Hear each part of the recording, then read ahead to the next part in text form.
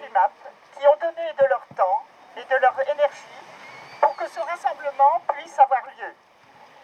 Mes amis, votre implication et votre enthousiasme font de notre action une action populaire, positive, tournée vers l'avenir. L'engagement de nos élus de l'île d'Oléron contre l'implantation des filières et pour la préservation de la Malconche montre par ailleurs qu'il s'agit bien du combat de toute une population désireuse de faire prévaloir l'intérêt général. Je remercie, alors je vais peut-être en oublier, messieurs Massicot, maire de Saint-Trojan, président de la communauté de communes, monsieur Proust, maire de Saint-Georges d'Oléron, monsieur Massé, maire de Saint-Denis d'Oléron, monsieur Sueur, maire de Saint-Pierre d'Oléron, et il y a aussi d'autres membres des équipes municipales, dont monsieur Morando, maire adjoint, et monsieur Coulon. Alors, monsieur Morando, maire adjoint aux affaires maritimes à la mairie de Saint-Georges-d'Oléron, et monsieur Coulon de la mairie de Labré.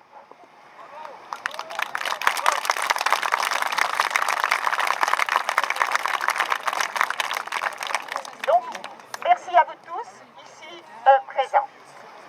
Le littoral de l'Anse de la Malconche, son plan d'eau, ses plages magnifiques et son cordon dunaire boisé font partie du patrimoine naturel de l'île d'Oléron et ne peuvent faire l'objet d'une appropriation abusive pour le seul profit de quelques entrepreneurs conquilicoles subventionnés. La qualité du site est le garant de son attractivité et du dynamisme des activités touristiques qui créent 80 à 90% des revenus et des emplois de l'île d'Oléron. L'implantation de centaines d'hectares de filières en eau profonde pour l'élevage massif d'huîtres et de moules ne peut que dégrader l'environnement naturel et menacer les activités qui lui sont directement liées. Nos arguments sont connus et n'ont jamais été considérés avec la bonne foi nécessaire. C'est la raison pour laquelle nous nous opposons à ce projet depuis l'enquête publique de mai 2011. Le premier projet a été annulé suite à nos actions, associations et élus réunis. Ce premier projet a été annulé en janvier 2014 par le tribunal administratif de Poitiers.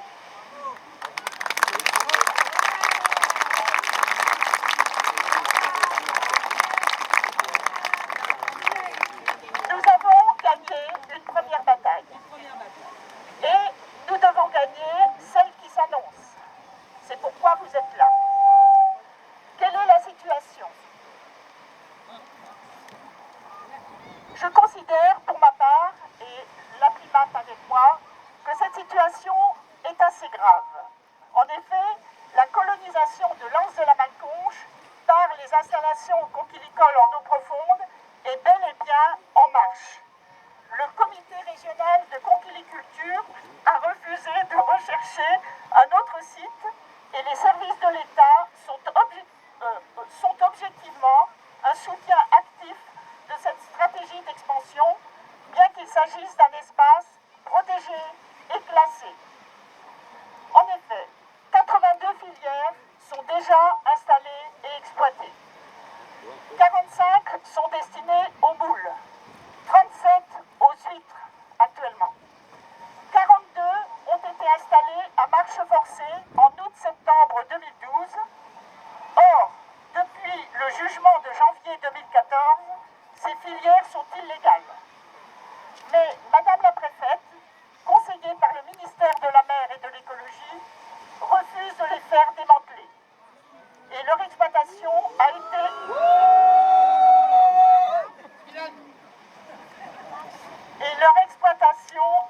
autorisée au mépris d'une décision de justice.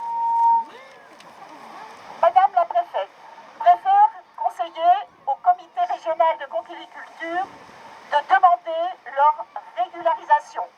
comme s'il suffisait de refaire la copie et de repasser avec une bonne note.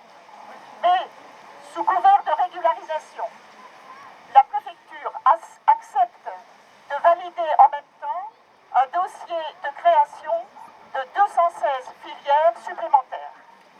C'est ce dossier qui sera soumis à enquête publique en septembre-octobre. C'est ça l'objet de notre prochain combat. Nous dénonçons le refus des autorités d'instaurer une véritable consultation préalable sur ce sujet d'intérêt général pour l'île de Léron.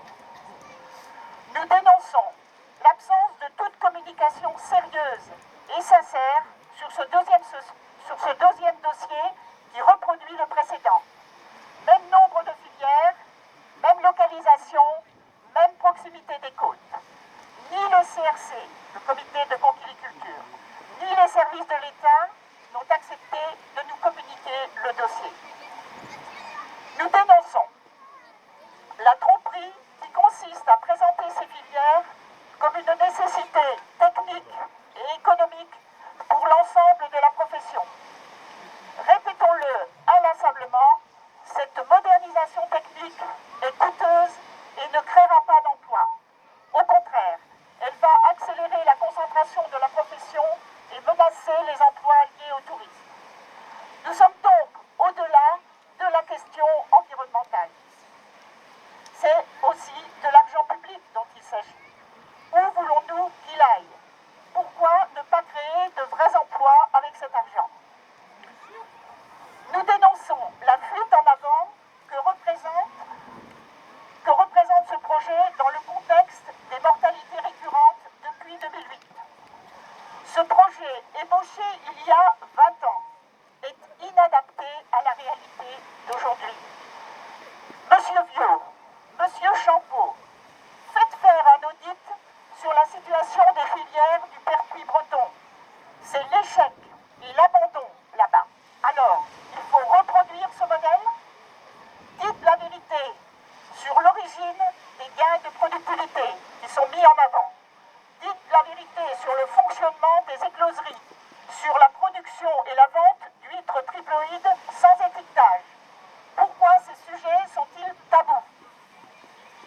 Dans le conflit,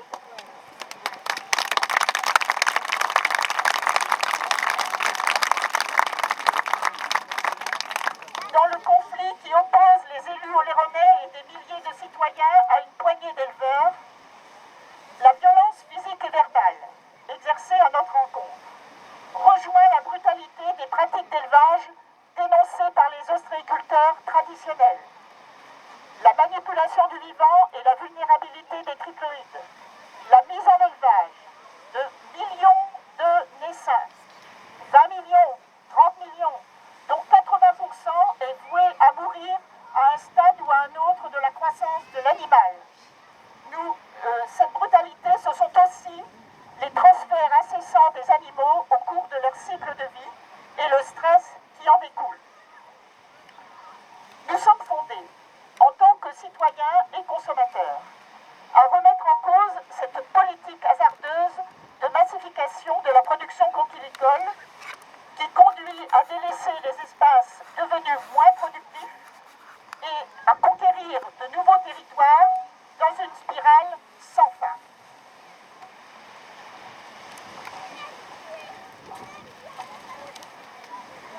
Il faut sans doute sauver les petites entreprises les plus menacées par les mortalités actuelles.